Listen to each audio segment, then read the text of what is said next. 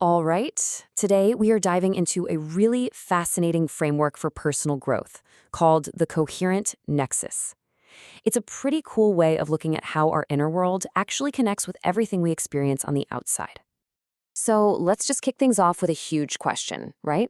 Is it actually possible to intentionally direct your inner world, your thoughts, your feelings, to genuinely influence what happens in your external life? Well, according to the framework we're breaking down today, the answer is a big yes. Think of the Coherent Nexus as a kind of practical guide, a user's manual for taking conscious control of that very connection. So let's get into what it's all about. Okay, first things first, we got to understand the foundation of this whole idea. What exactly is the Coherent Nexus?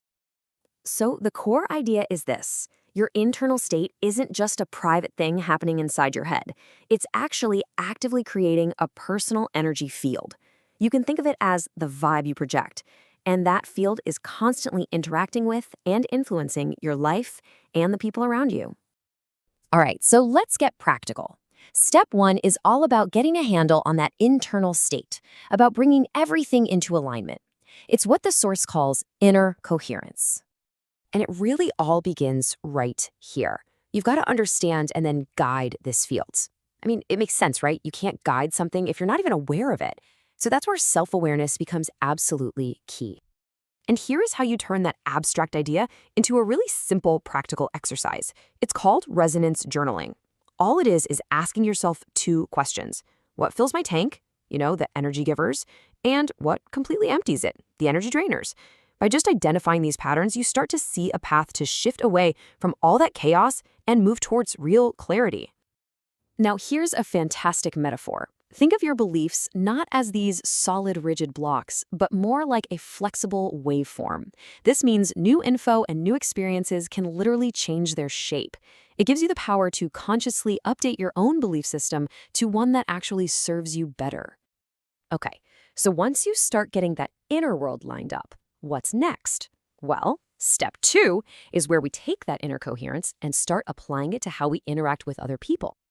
This is such a key point to remember. You are the nexus. You are the central point of this field, constantly broadcasting signals to your environment, whether you realize it or not. The goal here is to start making that broadcast intentional. And this chart, this brilliantly illustrates a tool for this called Leary's Rose. It's basically a map of the cause and effect dance of human interaction. Let's walk through it. Check out that first row. If you take a submissive cooperative stance, say you're just being super agreeable, it naturally invites the other person to become leading cooperative. They'll probably take charge. But what if you flip that? The third row shows that if you become leading cooperative, maybe by just asking, what do you want? It encourages them to open up and be cooperative right back. You see? You can consciously steer an interaction. It becomes a choice, not just an automatic reaction. And this all ties directly into the principle of resonance. It's pretty simple when you boil it down. You attract what you broadcast. By cultivating a coherent, positive inner state, you create a signal that just invites similar energy from the world around you. Okay, so this all sounds great in theory, but how do you actually make these changes stick for the long haul? Well, that is exactly what this next step is all about, a clear blueprint for growth. The source material calls this psychic reflex training, and it's a simple but really powerful four-step process. First, you repeat the new behavior. Then you reward yourself for doing it, just a positive thought, a feeling of pride.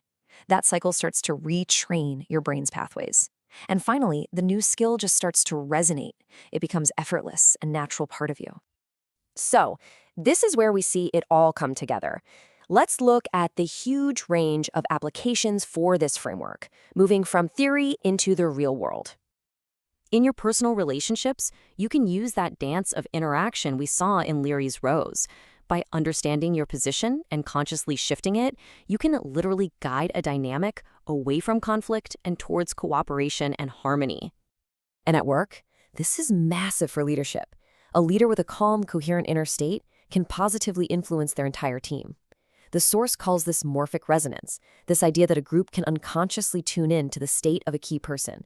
Basically, a leader's calm becomes the team's calm. And for athletes, this is a framework for consciously training to get in the zone. That flow state is the ultimate example of coherence, right? It's where your intention, your emotions, and your actions are all perfectly aligned for peak performance. Okay, now, a quick but very important disclaimer here. The following concepts are complementary tools for self-insight and are not a substitute for professional medical or psychological diagnosis and treatment.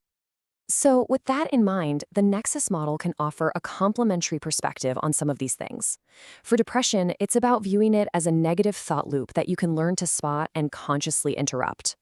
For ADHD, it's about practicing focus by treating thought as a force you can actually direct. And for conditions like borderline or BPS, it provides a way to mindfully observe a really intense emotion and then choose a constructive action, instead of just being carried away by it. And that brings us to the end. This whole framework is really about taking intentional control of the energy we put out into the world. So it leaves us with one final, very personal question to reflect on. What frequency are you broadcasting today?